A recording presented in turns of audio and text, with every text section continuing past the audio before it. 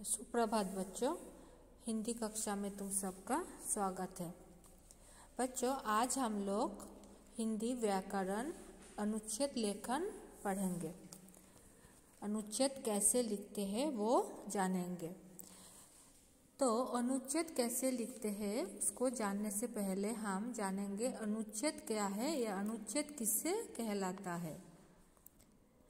बच्चों, समय समय पर हमारे मन में अनेक भाव या विचार आते रहते हैं, जिनके बारे में हम अपने मित्रों, माता पिता, दादा दादी आदि से बातें करते हैं, लेकिन जब हम उन्हें लिखते हैं तो वे अनुच्छेद कहलाते हैं। हमारे मन के भाव को जब हम लिखते हैं थोड़ा बड़ा करके, उसे कहते हैं अनुच्छेद।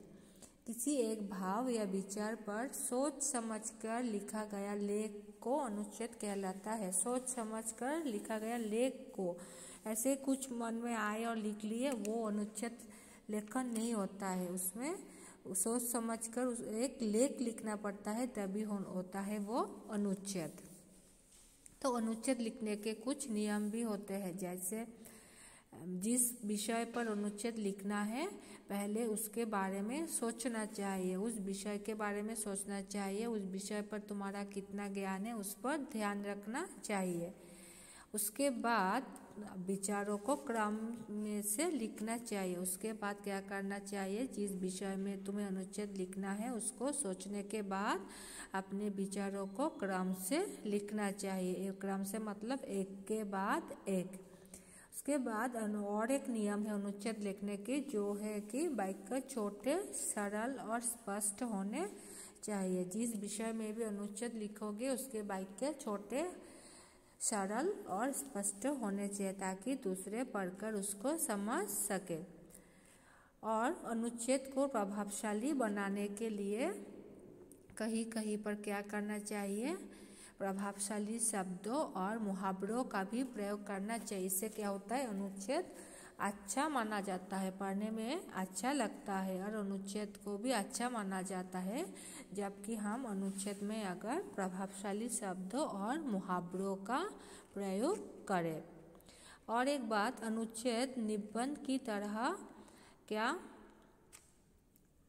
की तरह इसमें अलग अलग अनुच्छेद लेखन में सिर्फ एक ही अनुच्छेद मतलब एक ही पैराग्राफ होना चाहिए। निबंध मतलब ऐसे में क्या करते हैं, हम अलग अलग पैराग्राफ या अलग अलग अनुच्छेद बनाकर लिखते हैं, लेकिन जब अनुच्छेद लिखोगे तब उसमें अलग अलग अनुच्छेद नहीं बनाने पड़ते, सिर्फ एक ही अनुच्छेद में विषय वस्तु को लिखना चाहिए।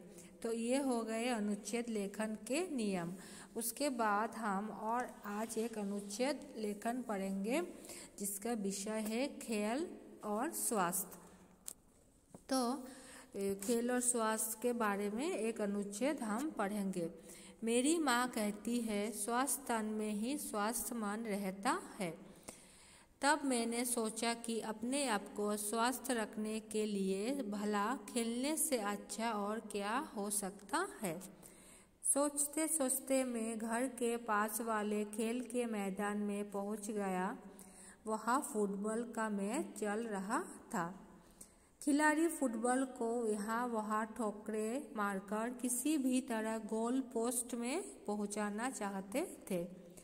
अंत में सीटी बजी और विजेता टीम के सदस्य खुशी से उछल पड़े, लेकिन ये क्या, पराजित टीम के सदस्य भी खेल भावना के अनुसार उन्हें बधाई दे रहे थे।